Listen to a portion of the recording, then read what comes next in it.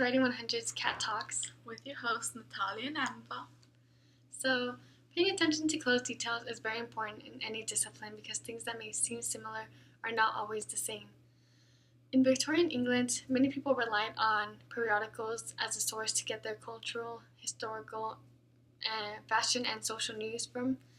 One specific periodical called the Illustrated London News was well known for becoming the first periodical to publish illustrations in their issues. Once they did this, many magazines followed, yet each time the Illustrated London News managed to stay ahead of the game.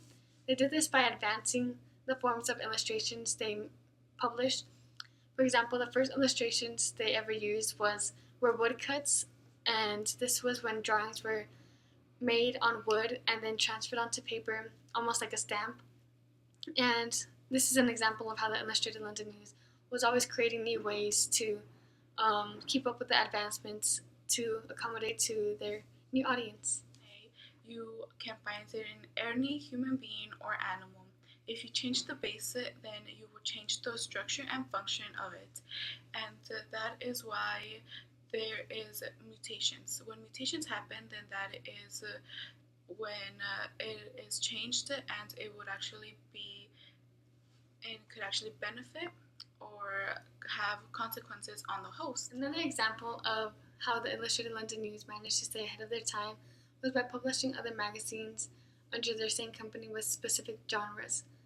This was in an attempt to gather a larger audience, so the Illustrated London News decided to focus their magazines on only select topics.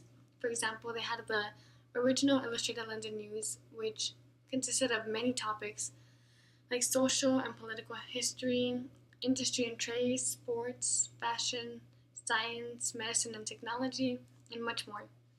Then they also had another magazine that they published, which was called the First Illustrated World War, and this included works of writing and illustrations from the war.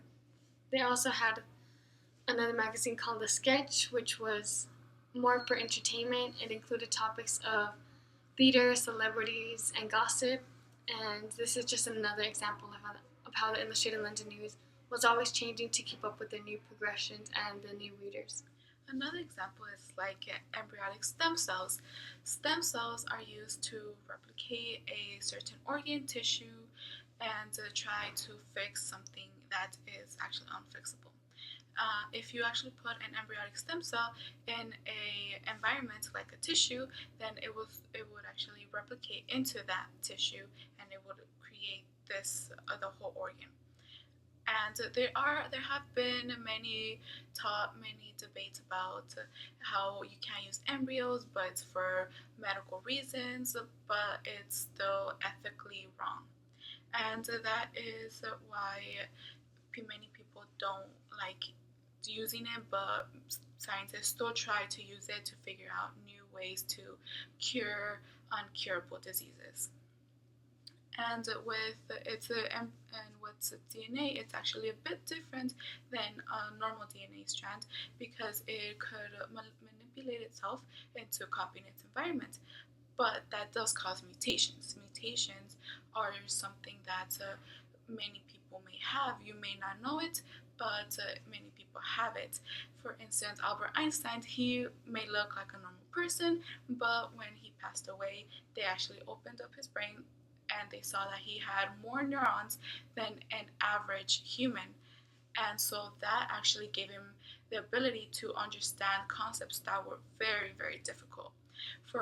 And yet, when he was in middle school, elementary, and high school, part of high school, people were saying that he was dumb, that he wouldn't actually go to college, but he actually ended up doing great things with what he learned in college. So, although these magazines were all part of the Illustrated London News and appeared to be the same, they were all very different in content. Each periodical was focused on attracting a different audience to make it more relatable to more people. If someone was not interested in reading sports, they could always read The Sketch or the Illustrated First World War. Because despite things appearing to be similar, once they're closely analyzed, there's a clear difference in each thing and how it's meant to be for a specific audience. The human body is always adapting to its environment Just like the Illustrated London News is an example of how each periodical was created to serve a different function to adapt to its new audience.